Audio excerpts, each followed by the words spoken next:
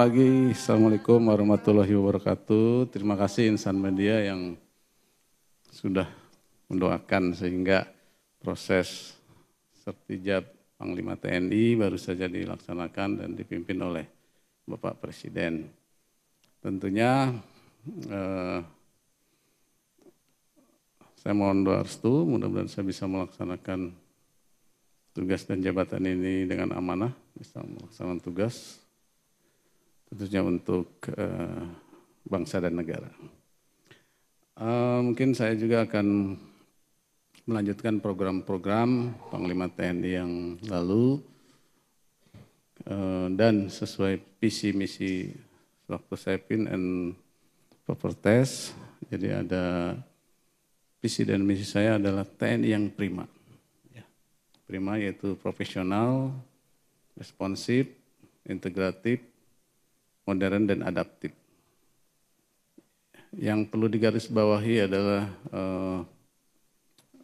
profesional tentunya harus well trained, ya, dilatih dengan baik, kemudian well equipped, diperlengkapi dengan baik, dan tentunya well paid. Jadi tunjangannya harus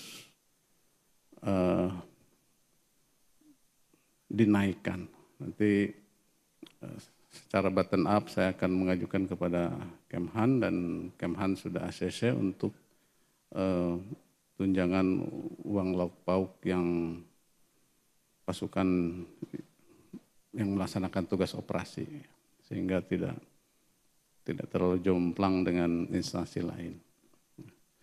Kemudian juga untuk profesional well equip, saya akan menggandeng Inhan yang ada di Indonesia untuk perlengkapan yang digunakan secara perorangan ataupun satuan seperti senjata, drone, dan juga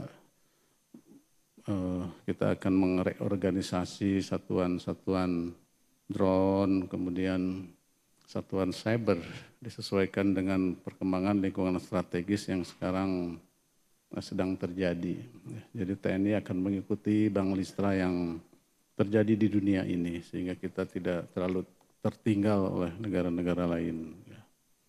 Dan alhamdulillah dengan menggunakan senjata yang dibuat oleh Pindad, ARM di Thailand yang sedang berlangsung dan kemarin sudah berlangsung, alhamdulillah personil TNI bisa meraih juara 1, ya, ARM di Thailand. Ini biasanya ARM itu di negara-negara ASEAN secara bergantian dan tahun ini di ARM. Itu semuanya menggunakan alutsista buatan dalam negeri. Jadi kita harus berbangga produk dalam negeri. Demikian juga untuk drone nanti kita akan menggandeng PT LAN, ya. Demikian. Kemudian mungkin tentang netralitas TNI, kemarin 2 hari yang lalu sudah kick off tentang netralitas dan pembuatan posko pengaduan. Jadi nanti di wilayah-wilayah ada posko pengaduan apabila ada oknum TNI yang tidak netral itu bisa dilaporkan ke pos-pos tersebut. Tetapi saya sudah menginstruksikan kepada jajaran yang ada di satuan bawah untuk memberikan penyuluhan, ya, tentang netralitas TNI yang sudah tertuang dalam Undang-Undang Nomor 34 Tahun 2004, di mana di situ prajurit tidak boleh berpolitik praktis. Kemudian ada juga Undang-Undang tentang Pemilu Nomor 7 Tahun 2017, apabila ada oknum TNI masih organik melakukan politik praktis akan ada tindakan pidana ataupun teguran dari pimpinannya. Dan itu tertuang dalam buku saku yang kita berikan kepada seluruh prajurit sehingga prajurit tahu apa yang harus dilakukan dan tidak dilakukan. Ya. Kemudian juga saya dengan Kapolri, para Pangdam, Kapolda di wilayah sudah mendeklarasikan damai deklarasi pemilu damai 2024. Jadi kita gaungkan terus deklarasi damai tersebut. Itu juga kita melibatkan seluruh elemen masyarakat, ya, tidak hanya TNI Polri, di situ ada KPU, Bawaslu yang ada di wilayah, kemudian juga tokoh agama, tokoh masyarakat, tokoh adat, LSM, dan semua elemen masyarakat membuat fakta integritas tentang pemilu damai. Ya, sehingga kita harapkan pelaksanaan pemilu ini bisa berjalan sesuai waktu yang ditentukan, tentunya dalam keadaan aman dan damai. Itu yang kita harapkan semua.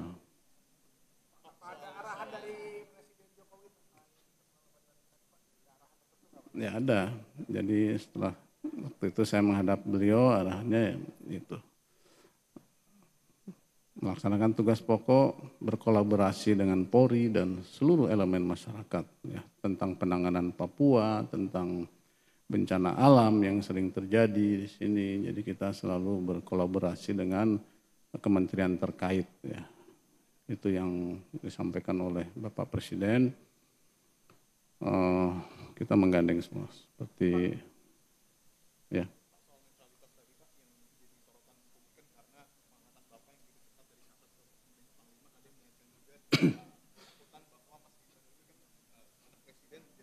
Ya. Bapak sendiri bisa menjamin bahwa TNI akan netral dan tidak ada tekanan sedikit pun dari lingkaran satu ini untuk mendukung salah satu pasangan? Ya, jadi kita TNI itu sudah ada koridornya, ya, Sabta Marga, Sumpah Prajurit, 8 wajib TNI. Kita selalu ke situ, ya.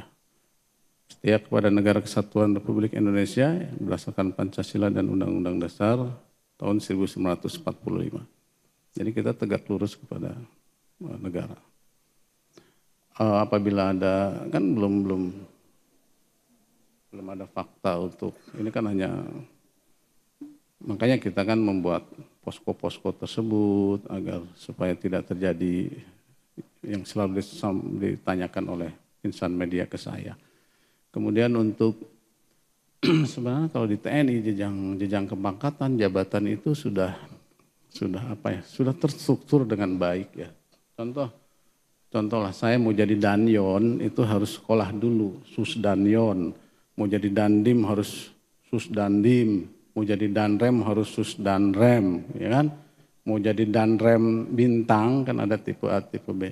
Bintang tuh harus asesmen danrem.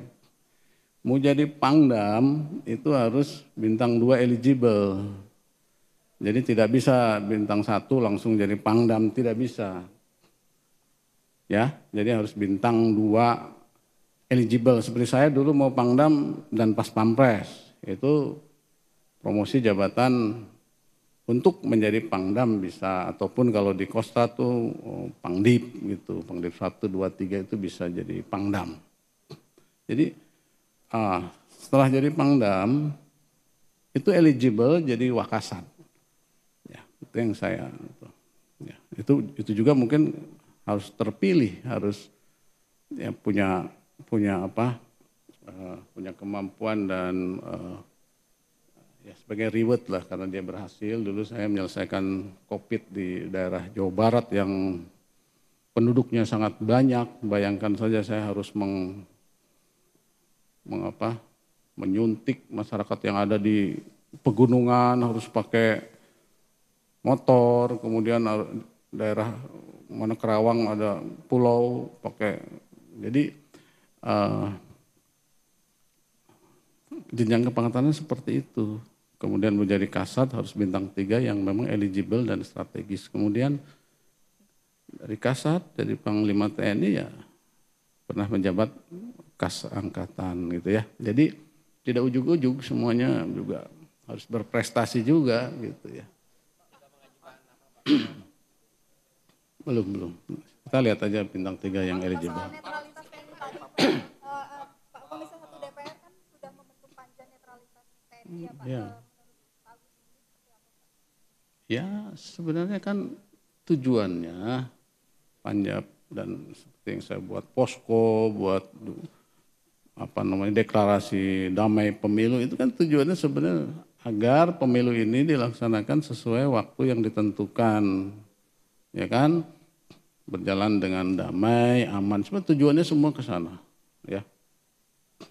Jadi memang begini, rekan-rekan. Jadi Indonesia ini kan terdiri dari kepulauan nih. Dulu waktu kemarin udah saya jelasin tuh di DPR. Dulu pengantaran COVID itu serum vaksin itu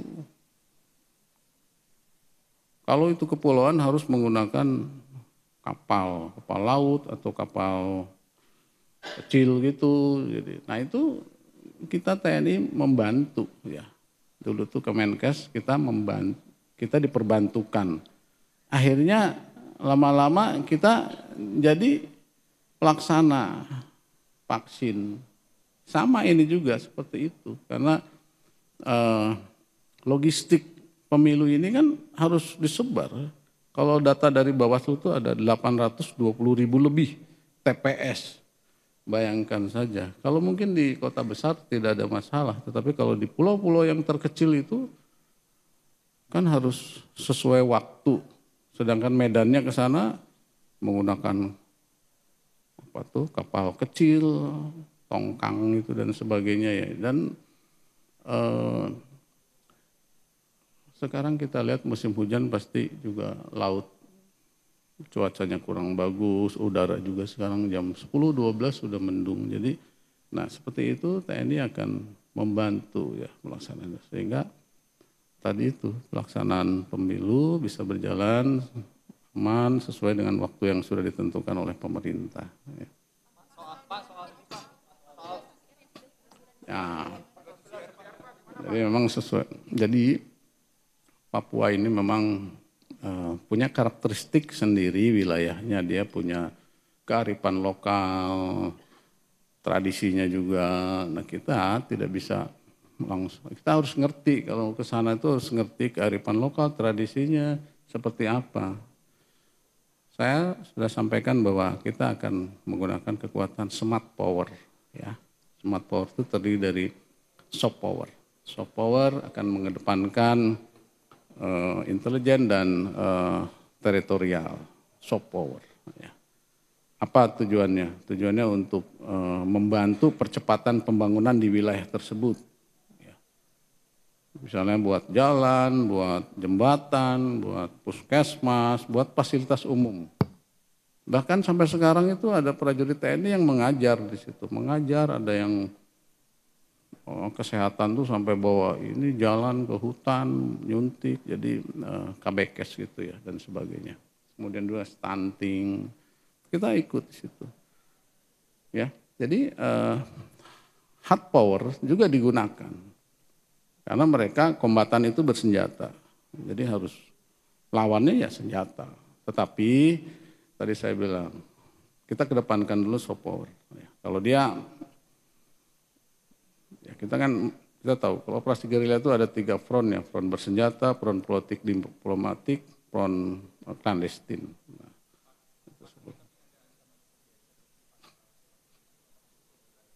Nah itu kan ya, video lama itu.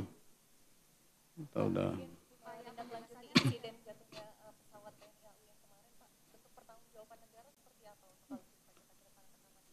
Ya memang. Jadi kita evaluasi. Ya. Jadi di TNI itu ada setiap kegiatan ada evaluasi. Organisasi yang dibuat ada evaluasi per 2 tahun. Demikian juga alutsista itu ada evaluasi. Dievaluasi kemudian apakah ini sudah masih layak terbang atau masih bisa diharwat gitu ya. Jadi kita selalu ada evaluasi. Sedang kita evaluasi semua, makanya tadi bilang well equipped ya.